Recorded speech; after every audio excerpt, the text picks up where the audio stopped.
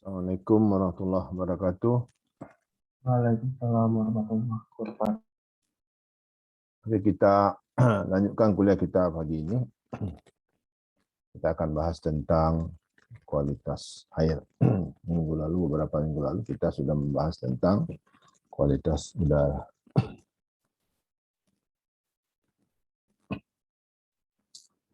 Nah, di ekonomi sumber daya alam ini sudah dibahas juga tentang sumber daya air. Tapi sekarang kita melihat kualitasnya. Water resource and their interdependence. Nah, bagaimana kondisi sumber daya air kita? Yang pertama adalah air permukaan. Bodies of water opens to Earth's atmosphere as springs, wells, or other collector directly influenced by surface water. Apa yang disebut dengan air permukaan? Semua badan air, ya, yang terkait dengan bumi, ya, bisa dalam bentuk sumur, danau, telaga dan sebagainya. Itu dipengaruhi oleh apa? Air permukaan. Directly. Sedangkan groundwater, fresh water beneath the earth surface, generally in aquifers. Ya. Kalau air bawah tanah itu yang di bawahnya, jadi dia disebut sebagai aquifer. Linked together by hydrological cycles. Ya, jadi keduanya itu terkait dengan siklus hidrologi. Natural movement of water from the atmosphere to the surface, underground and back to the atmosphere. Jadi dia siklusnya dari atmosfer ke permukaan, ke bawah, kemudian di kena sinar matahari terjadi evaporasi. Jadi dia menguap lagi menjadi bulir-bulir air berikutnya. Explain the interdependence of water resource. Nah, keterkaitan inilah yang menjadi ketergantungan air satu sama lainnya. Nah, kalau kita lihat apa yang menyebabkan polusinya, point source. Kalau point source berarti kita sudah mengetahui di mana titiknya. As any single identifiable source. Suatu titik yang sudah dikenal, from which pollutant are released. Dari situ polutannya dilepas, such as factory, smokestack, a pipe or a ship. Ya, jadi bisa dalam bentuk pabrik atau dari pipa pembuangan atau dari kapal. Ya. Non-point source, nah, ini yang source that cannot be identified accurately and degrades the environment in a diffuse direct way of a relative broad area.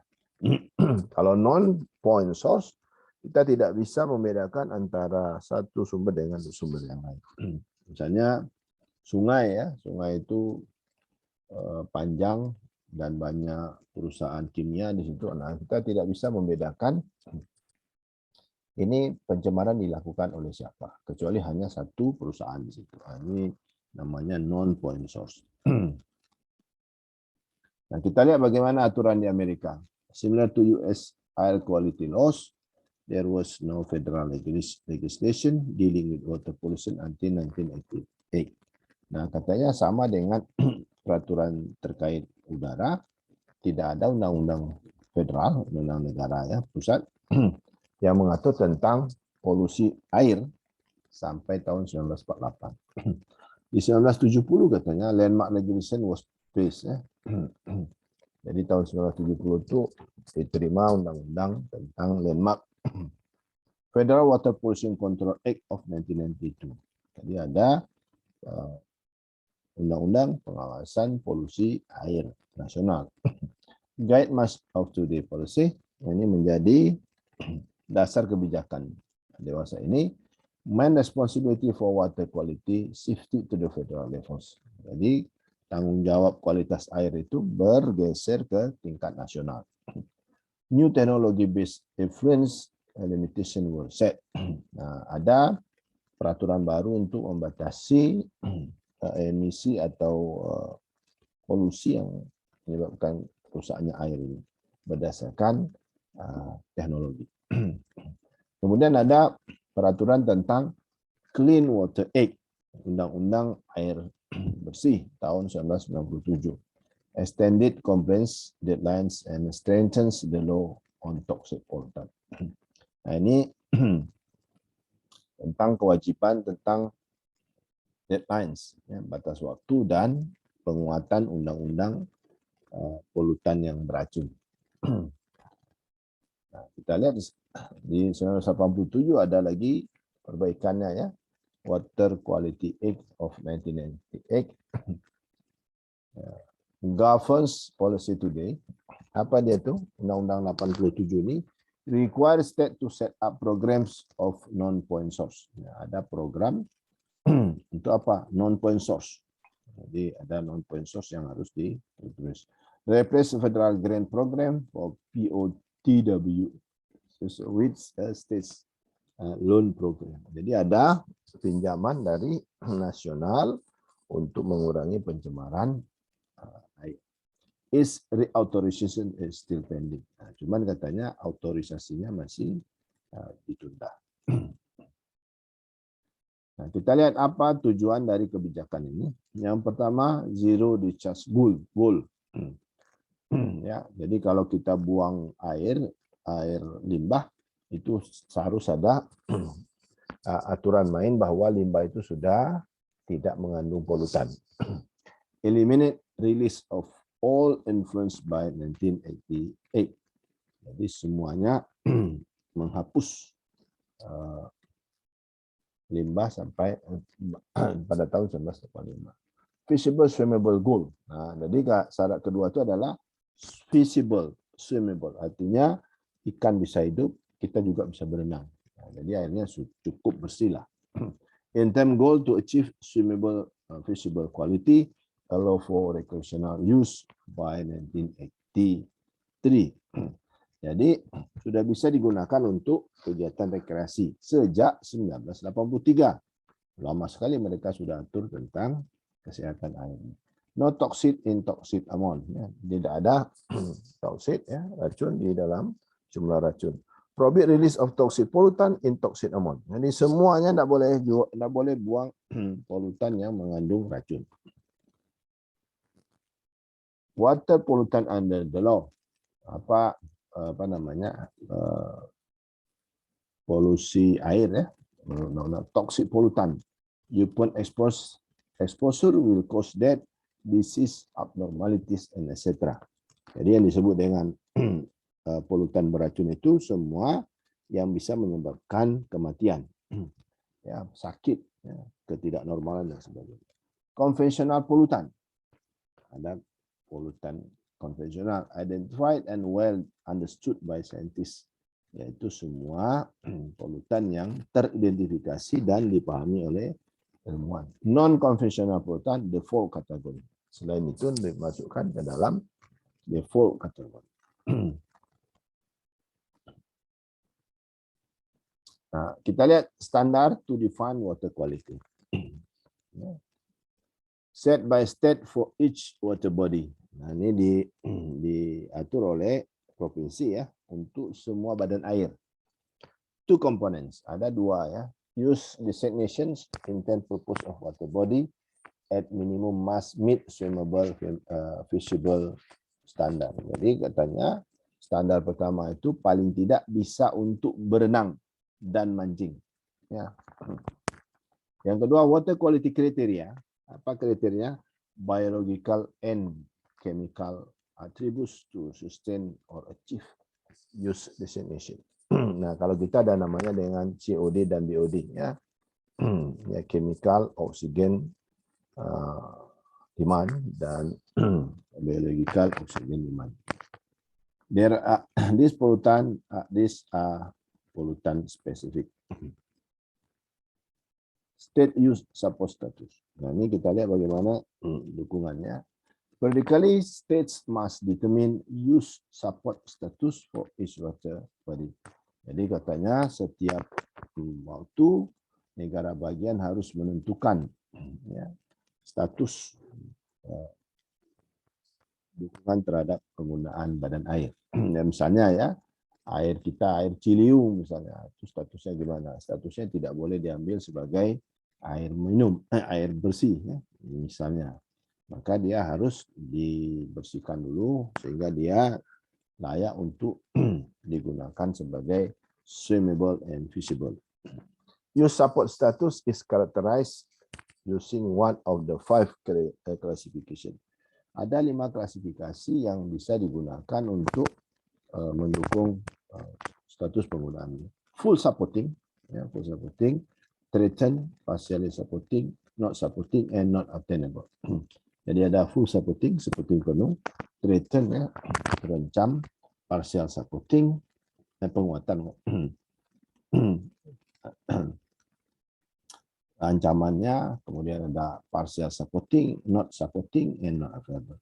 Findings are reported to Congress as part of biennial National Water Quality Inventory. Jadi ini setiap dua kali setahun dilakukan pelaporan ke Kongres tentang inventaris kualitas air yang ada di level nasional. Nah, di tempat kita itu ada undang-undang tentang pengaturan air ini, ya. Sungai terutamanya, aturan mainnya, ya. Jika suatu sungai melalui 2 atau lebih provinsi, maka sungai tersebut dikuasai oleh pusat. Nah, ini aturan pertama. Kalau ada sungai 2 atau lebih provinsi dilaluinya, maka dia menjadi sungai pusat. Jika suatu sungai melalui 2 atau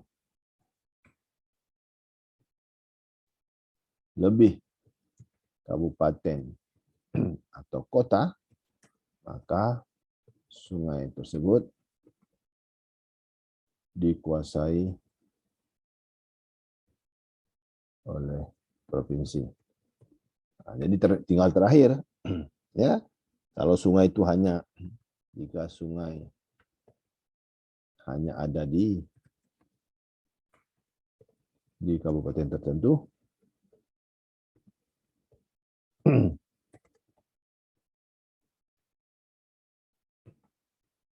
maka sungai tersebut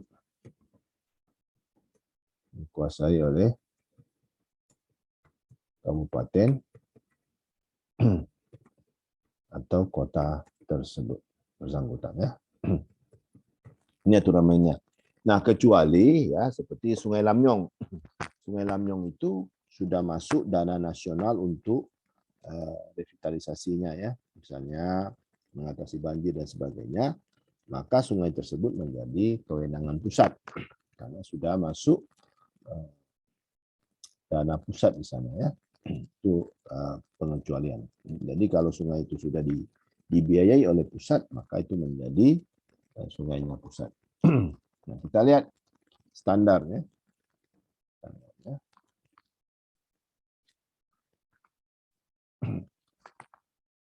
Nah, kalau dia absent of benefit cost analysis, ya. State could use benefit cost analysis in setting the receiving water quality standard, but they were not required by law to do so. Ya, katanya bahwa negara harus menggunakan negara bagian, ya, menggunakan analisis benefit, ya, cost benefit analysis in setting receiving water quality standard untuk menentukan kualitas air yang diterima, but they were not required. Tapi katanya tidak diwajibkan oleh undang-undang untuk melakukan itu. Use designation had to be consistent with the national goal. Nah, ini harus sesuai dengan standar yang ditentukan oleh nasional. Meaning at minimum achieving swimmable feasible quality, a goal that is solely benefit based. Nah, kalau standarnya itu adalah swimmable dan feasible, maka itu disebut sebagai benefit based. Therefore, no assurance that efficiency is achieved. Nah, oleh karena itu, tidak ada jaminan bahwa efisiensi itu bisa dicapai. Nah, apa inconsistency, isu-isu yang tidak konsisten.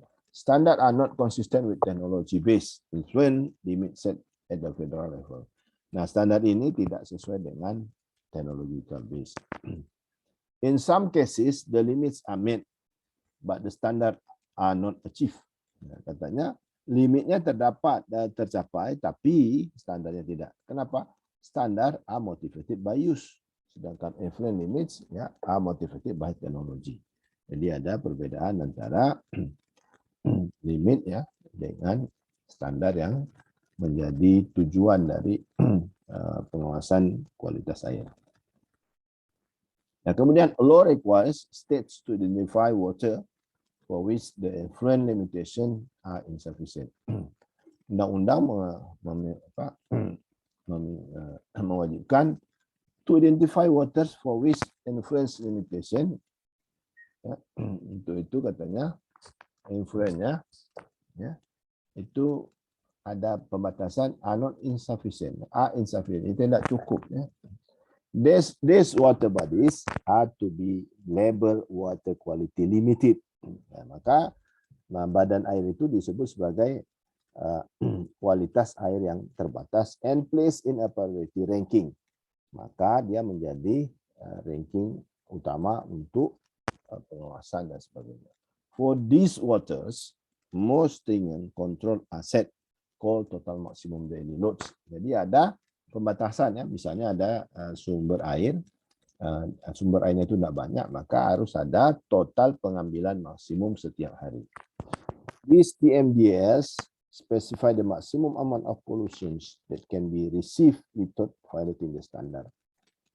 Jadi boleh kita lakukan polusi, tetapi ya, tidak boleh melebihi standar yang sudah ditentukan.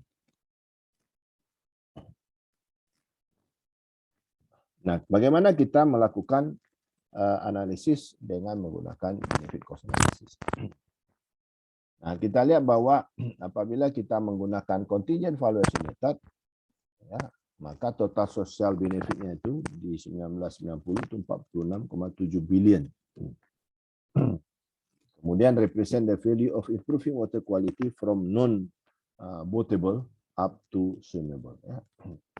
Total social cost-nya itu 37 di 1990 ya. Kemudian kita total social cost kalau melalui penggunaan perhitungan yang dilakukan APA itu sebesar 50,6 miliar dolar. Ya. Jadi total social cost-nya itu 44 billion. Nah, kita lihat benefit cost. Benefitnya 46, total social cost-nya itu ada 44.